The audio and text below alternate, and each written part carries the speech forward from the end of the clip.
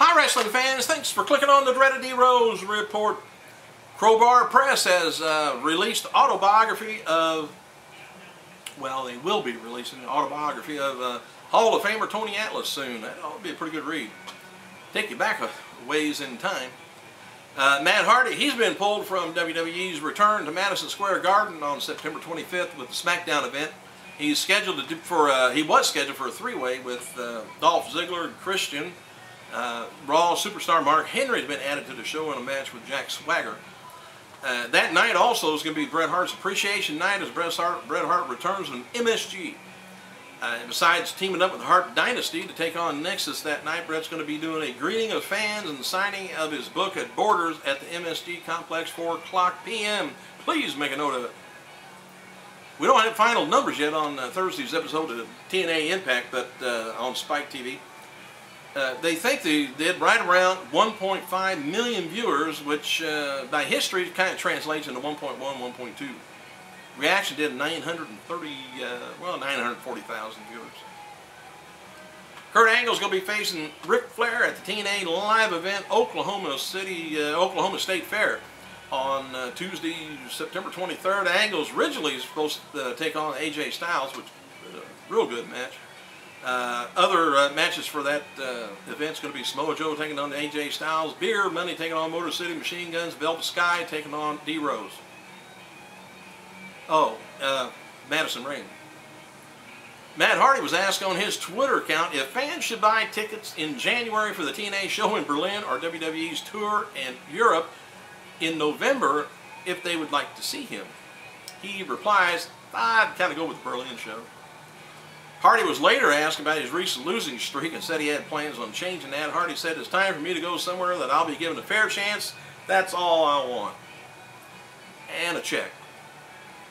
The judge in Jim Neidhart by Anvil case opted to allow him to be released on bond without bail on charges of, this is strange how they do this, he can get out of jail on no bond on burglary of an unoccupied dwelling, trafficking of illegal drugs, methadone, and possession of a controlled substance with intent to distribute methadone and grand theft.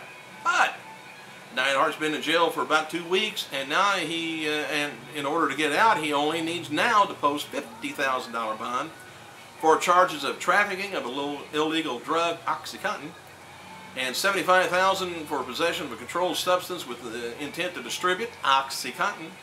Neidhart's original bail, by the way, was $138,000. Tickets for WrestleMania 27 in Atlanta, Georgia goes on sale November 13th, 10 a.m. to the general public. There's been a 7-tier price deal on the tickets this year, I guess. And it's reportedly the ringside tickets for this big show main event will cost more than ever in the previous years. Kurt Angle noted on his Twitter account final scenes of his movie Death from Above will be shooting September 21st, 22nd. Angle, James Storm, Sid Vicious also has some parts in this movie. Main event TNA's Bound for Glory pay-per-view has been announced. Kurt Angle versus Mr. Anderson versus Jeff Hardy for the vacant TNA world title almost ended in WWE.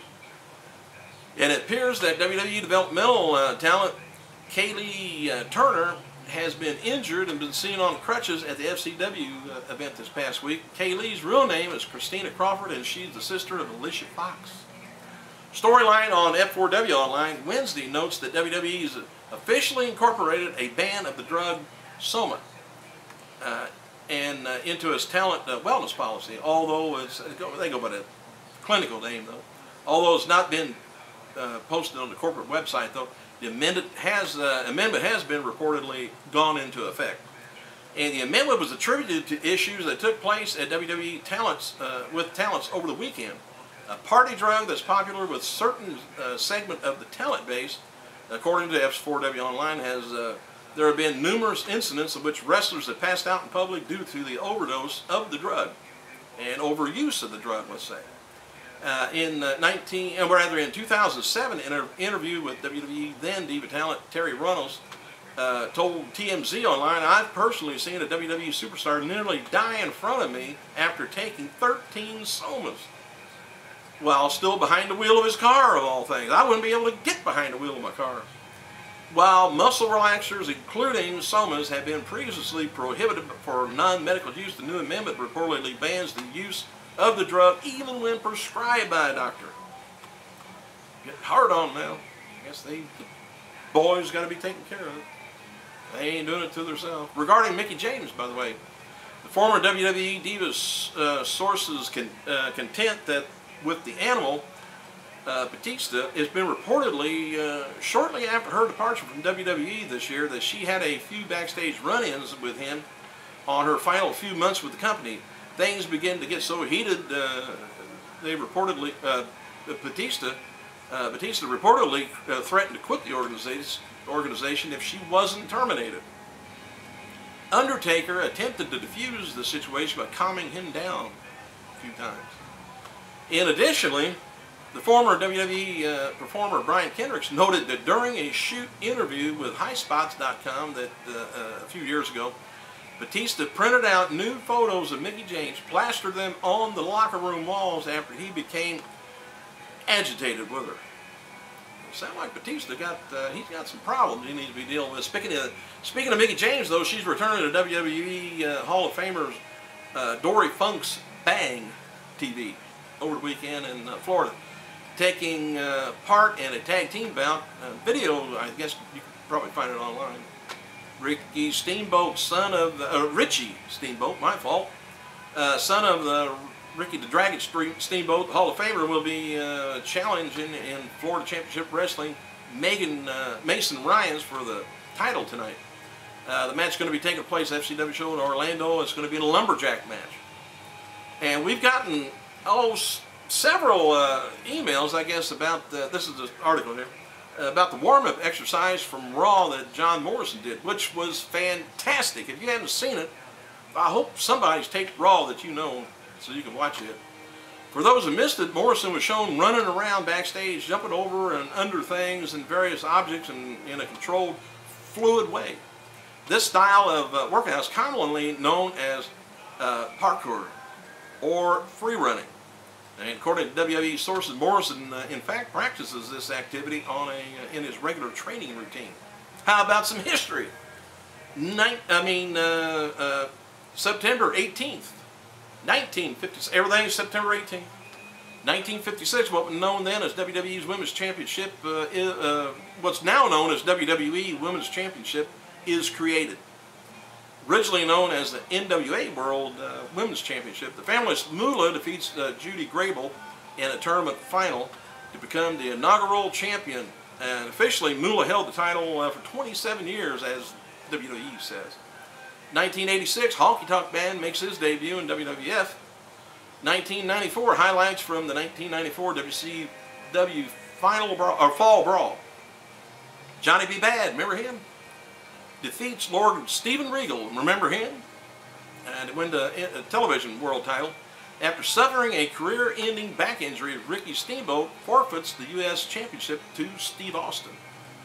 Jim Duggan defeats Steve Austin to win the U.S.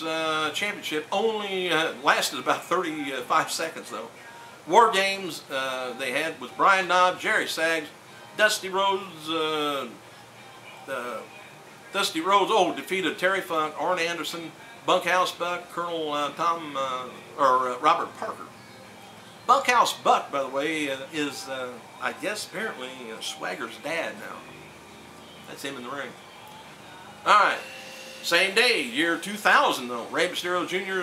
And Juventud Guerrero are forced to vacate the WC World Heavyweight well, not Heavyweight, but World Tag Team Championship after Disco Inferno loses the match to WCW Commissioner Ernest Miller, the Cat. Miller had a stipulation that if he won, he would strip Mysterio and Guerrero of the titles. He was being an ass, wasn't he? 2003, in a 60-minute Iron Man match, Brock Lesnar defeated Kurt Angle to become the new WWE World Champion. Yeah, I'm about out of time. I got some more, but I'll hang on to it till next time we meet. Thanks for clicking. I gotta go.